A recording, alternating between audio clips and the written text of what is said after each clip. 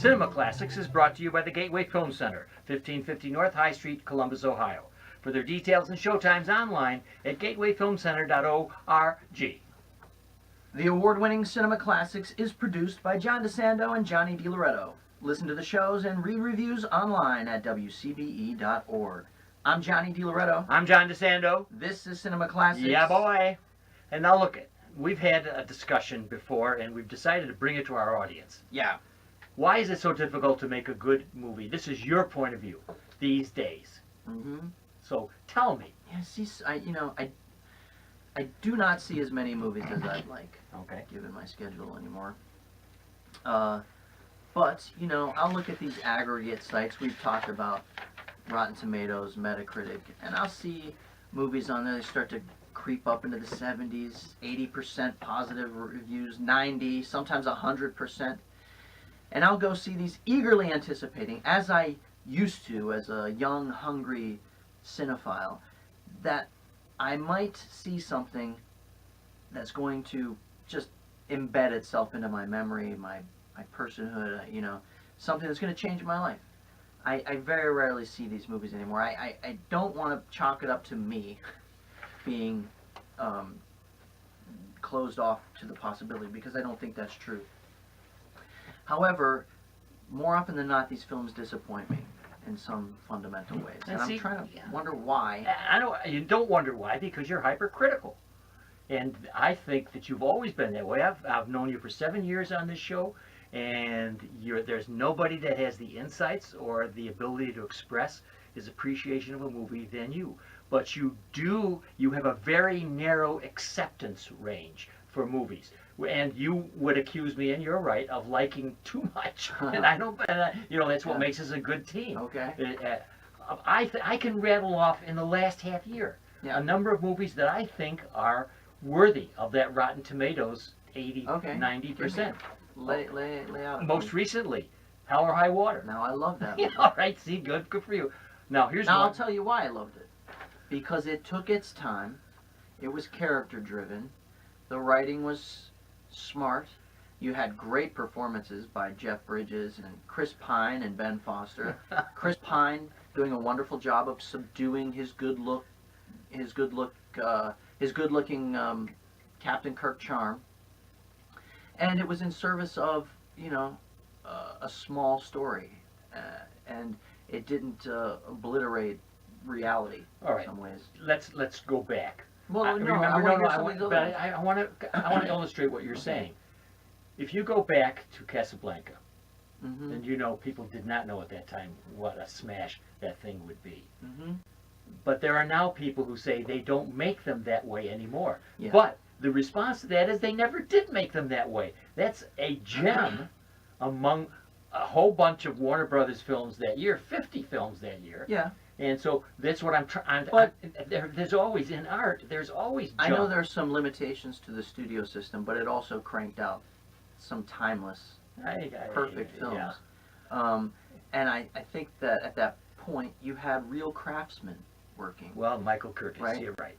You had craftsmen working and writing, and people who were smart and thoughtful, and people who also wanted to make a dollar, but there was they were operating on a different level. Also, I think it was rarefied.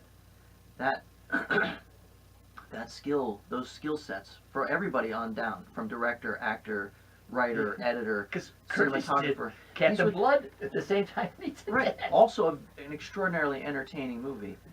But what I'm saying is today we have, I guess this is the crux of why I think fewer great classic films are being made, is that filmmakers, and you can look right here in Columbus, in the heart of Columbus, to see this, filmmakers have access to filmmaking equipment, filmmaking editing suites online. Everything is digital, and the digitalization of filmmaking is also the democratization of it, right? Okay. So everybody can have at it. Now, here's the problem with that. Everybody can have at it without appropriately studying it, learning it. They just jump in and they're doing it, right? It's like YouTube. Like, you go to the movie theaters right now, you might as well be looking at YouTube. There's just too much. You know, and It's too much. They're too quickly produced. You make a couple of great points here. One of them reminds me that in our discussion of these aggregate sites, that you can go there, and I'm among 200 to 300 film critics for any film under external reviews. That's the other thing. IMDb. Anybody can be a movie Anybody critic can now. be a movie critic. You're actually, but there's another point you made I hadn't thought of. Wouldn't you know it? I didn't think of it. The studio system made a difference. They were behind their artists. Right. They had a vision. Yeah. And therefore they narrowed the junk that they. Whereas now they'll support Harvey Weinstein if he has a film. Right. And look, the other thing they did were make A movies, B movies, and C movies. Right. They had products. They had lower tier products that served a purpose. Right. Fulfilled a niche. Yeah. And they had their big budget projects as well. Their A-list stuff. That you very rarely see. That's what is great about a movie like Hell or High Water. That's an independent film. Right. But you know that whole system is broken too.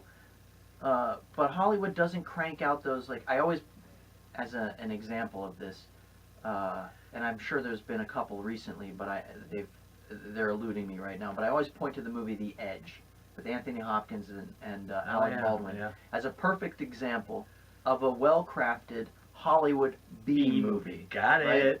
Right? Like, it's not effects driven. It's again character driven, but there's this big melodramatic central idea behind it, which is a bear is chasing them. Yeah. And you get these two powerhouse actors going at Boy, it, isn't that the truth? and it's extraordinarily entertaining.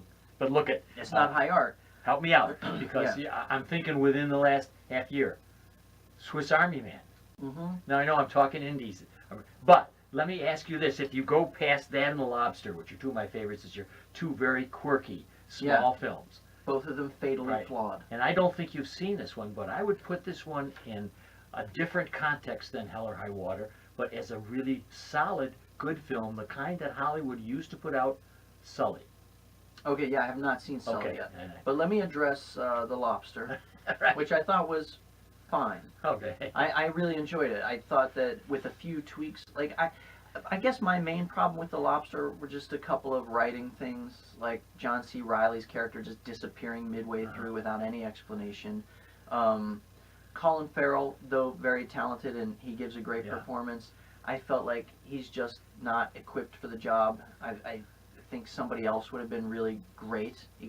The difference between making a great movie and a classic movie, you know, is sometimes just in the casting. Yeah, right. Other than that, you mentioned Swiss Army Man, which up until the final 20 minutes Oh, I know. would have been. Now, see, you say I'm hypercritical, but No, that movie, I know what you're saying. that You're right. movie would have been one of the best films I'd seen in the last 5 years. I was so ready to put that, like, you know, or I started this show by saying I'm always open to one of these movies that's going to change the way I see the world. I thought it was headed that way. And the last 20 minutes are such a disastrous, hackneyed mess. A mess of writing and a mess of somebody who hasn't written enough, hasn't gone through the editing process, hasn't had somebody saying, hey, look, you know what, this idea is bad. You need to do this. Or how about simplifying it? How about not trying to be like Citizen Kane out of the gate? Like, hone it in. Nobody has these voices coming at them anymore. And when they do, it's producers and they're vilified. Nobody has a creative team because I think these young filmmakers are unwilling to listen to criticism. Well, Everybody thinks they can do it, and they think they can do it better than anybody. Well, as young filmmakers also still need a pile of money to promote their films, and so they're having some of the same problems they used to have. But I don't want you to forget either that Bridge of Spies this last year was a good, solid movie, the kind that Warner Brothers would put out. I love that movie. Yeah, all right. And you know, I think that it was underrated. That movie. So yeah, when you're talking about Spielberg, however, the BFG I thought was a disappointment in some regards. But yeah, my point is, yes, fine movies are still made. Occasionally, great ones. Yeah. I think the over-reliance on CGI, even for little things, I'm with you. You know, can hamper a movie's soul and, you know, compromise its heart. And also, I think we live in a hyper-perfected culture where we fetishize every surface. has to be perfect. It has to gleam. And I think what we've lost is the love of flaw, of imperfection, imperfection and texture. Good. You know, and that's gone. And because I don't know if they're afraid that audiences won't accept a crack in the structure or not, but that allows for humanity to bleed in. Yeah. And I don't see that. And however, we still are making very flawed movies. For instance, I saw the new Blair Witch last night. Yeah. And this is junk. Right, cool. Yeah, I mean, but does you're that going off surprise of not a great film, but a seminal film. Yeah. With sure. forgotten, whatever, found footage. Mhm. It starts a movement, and it isn't great. But Yeah. anyway, and we've had Suicide Squad, and we've had I know. Ghostbusters, Look. and we've had Jason Bourne. Too Yeah, much. yeah. There's too much. It's too loud, too fast, too. I sound like someone in their dotage, but I think if you just slow down and take you could see it on a local level too. You see a bunch of local filmmakers out there banging away at stuff, cranking stuff out, and they often enter these little film festivals, these little 48-hour competitions, and what happens is why do that? Why rush and make a crappy short for a competition when you can take your time and think your way through something, think your way through a script, flesh out an idea, bounce it off some other creative people, and make something worth watching? Hey, why don't they invite us in? I don't know, they should. Besides, We'd solve all the problems, John. all right, so that's the end of our discussion, which is just really the beginning of a discussion about the difference between great films then and now. And so I would have to say that as my hypercritical buddy here, how much I appreciate you, and you will remain, as a critic, unforgiven. Thank you.